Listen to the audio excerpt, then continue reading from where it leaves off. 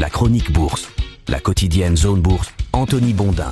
Bonjour à toutes et à tous, bienvenue en ce mardi 14 juillet 2026, c'est donc la fête nationale en France. On se retrouve pour un nouveau point de marché qui s'appelle ce matin « Trump a une nouvelle idée pour Hormuz ». La journée est donc chômée en France pour la fête nationale, mais la bourse de Paris est ouverte et a fortiori toutes les autres places mondiales. Et en plus, l'actualité est particulièrement dense avec le gros rebond du pétrole, les résultats d'entreprise, une stat majeure et aussi une audition importante pour la politique monétaire du côté des États-Unis. Hier, les places boursières européennes ont accueilli dans une relative indifférence le dernier épisode de la saga meurtrière entre les États-Unis et l'Iran. Il faut dire que ce n'est pas la première fois que quelque chose est annoncé, puis son contraire peu après, et ensuite son contraire, puis son contraire, et soudain son contraire. Ce défilé d'annonces inconstantes des uns et des autres fait coexister deux phénomènes qui sont vieux comme le monde, la lassitude d'un côté, la parole a moins de valeur et provoque donc moins de réactions, et l'accoutumance de l'autre, cette situation devient la nouvelle normalité. Résultat, l'indice Stoxx Europe 600 a fini à l'équilibre malgré la réescalade des tensions au Moyen-Orient. Mais quand même quelque chose a changé hier par rapport à la routine qui s'était installée ces dernières semaines vis-à-vis du conflit. Alors là, je fais un petit rappel, le scénario dominant de la fin du printemps repose sur une amélioration progressive de la situation entre l'Iran et les États-Unis. Ça devrait permettre au trafic de reprendre un peu plus normalement dans le détroit d'Ormuz d'ici la fin de l'été, en particulier pour le pétrole et pour le gaz. Cette trame consensuelle a permis au baril de Brent de passer de 115 à 75 $ entre la mi-mars et le mois de juillet. La détente sur l'or noir a atténué les craintes inflationnistes qui risquaient de provoquer un truc que les marchés actions n'aiment pas du tout, c'est-à-dire des hausses de taux aux États-Unis. Mais depuis quelques jours, Téhéran et Washington ont donc repris les hostilités et le dernier projet de paix en date est parti aux oubliettes avec la décision des États-Unis de restaurer leur blocus de l'Iran. Le pétrole, lui, il s'est offert une grosse envolée. Grosso modo, il a repris 15 $ en 10 jours. On a eu un plus bas à 70,09 $ précisément le 2 juillet dernier. On était sur un plus haut à 85,61 $ cette nuit. Il y a eu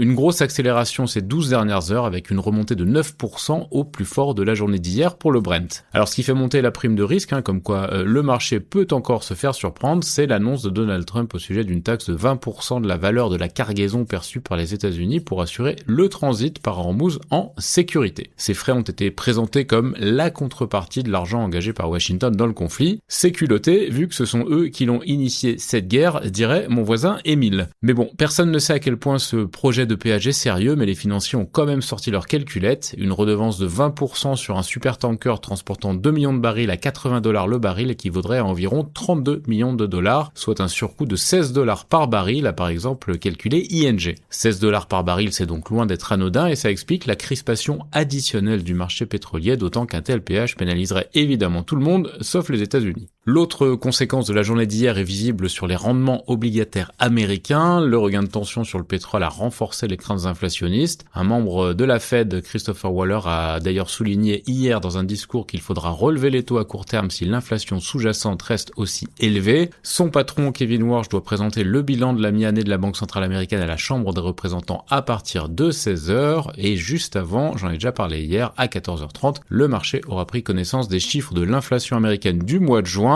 Une inflation qui devrait paradoxalement s'être modérée, mais ça c'est grâce au reflux des cours pétroliers. Les économistes s'attendent à une inflation annuelle de 3,8% et de 2,9% pour l'inflation sous-jacente. L'inflation sous-jacente, c'est l'inflation hors éléments volatiles comme l'énergie et l'alimentation. Le niveau reste toutefois bien sûr assez éloigné de l'objectif de 2% qui a été fixé par la Fed. Les contrats à terme, eux, ils montrent que la probabilité d'une hausse de taux lors de la décision du 29 juillet prochain est de 43,3%. Alors c'est inférieur à la moyenne, mais ce chiffre n'était que de 26,7% il y a une semaine et de 8,3% il y a un mois. C'est dire l'importance de la statistique d'inflation qui va être publiée tout à l'heure. Un petit dérapage risquerait de rendre majoritaire la perspective d'une hausse de taux en juillet et ça contrarierait à coup sûr les marchés actions. Ces questions monétaires, elles reviennent sur le devant de la scène à l'heure où le marché prend ses bénéfices sur le secteur des puces liées à l'IA. Le Nasdaq 100 a perdu 1,9% hier, c'est-à-dire la totalité ou presque du bénéfice de ces 3 séances consécutives consécutive de rebond. Les investisseurs restent très nerveux sur le secteur des semi-conducteurs, comme en témoigne la séance du jour qui a été démarrée au fond du trou pour le Kospi coréen et finalement on est sur un redressement en fin de parcours. Outre la combo inflation-Warsh, l'animation viendra aussi des résultats de plusieurs grosses banques américaines à la mi-journée. Ce matin, du côté de l'Europe, c'est Ericsson qui a essuyé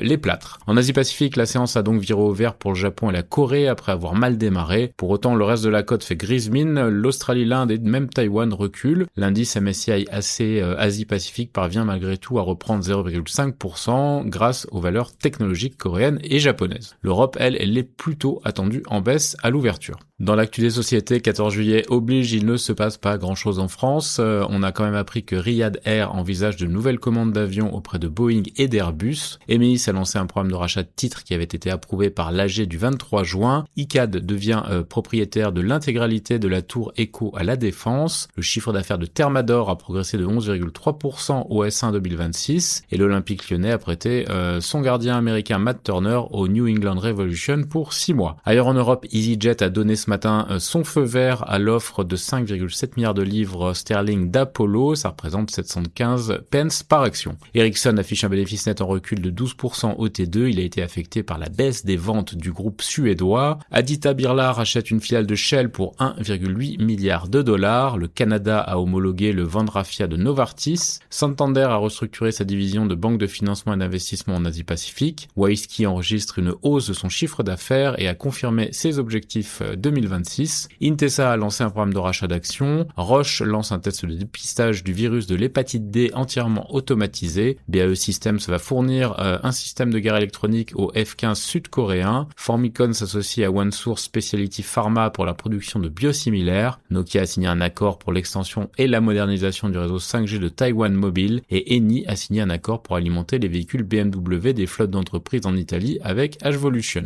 Sur l'agenda des publications en Europe, on a DNB Bank, Ericsson, Lifco et aussi des chiffres d'activité de BP et de Rio Tinto. Côté Amérique du Nord, 12 États américains s'opposent au rachat de Warner par Paramount. Nvidia a réduit de moitié sa liste de clients pour les puces IA en Asie selon le FT. Meta va investir plus de 50 milliards de dollars dans l'extension d'un centre de données en Louisiane. Intel investit 5 milliards d'euros en Irlande dans l'IA. KKR a rejoint un consortium pour acheter l'Australien Steadfast pour 5,3 milliards de dollars. BlackRock est visé par une plainte pour surfacturation de frais de gestion. L3 Harris a décroché un gros contrat auprès de l'US Space Force. Chipotle ouvre son premier restaurant au Mexique. Halliburton a remporté des contrats de forage et de complétion au large du Suriname et le PDG de Brown-Forman a annoncé son départ. Sur l'agenda des publications aux États-Unis, aujourd'hui, JP Morgan, Bank of America, Goldman Sachs, Wells Fargo, Citigroup et Fastenal. Ailleurs dans le monde, SoftBank et OpenAI lancent un service de cybersécurité pour les entreprises japonaises. Midea a honoré une commande d'urgence de 20 000 climatiseurs pour la France. HCL Tech maintient ses perspectives pour l'année. Singapore Telecom place sa filiale mauricienne en liquidation et Shein, la star de la fast fashion, envisage de s'introduire à la bourse de Hong Kong au mois d'août selon Bloomberg. C'est terminé pour ce point de marché. Excellente journée à toutes et à tous.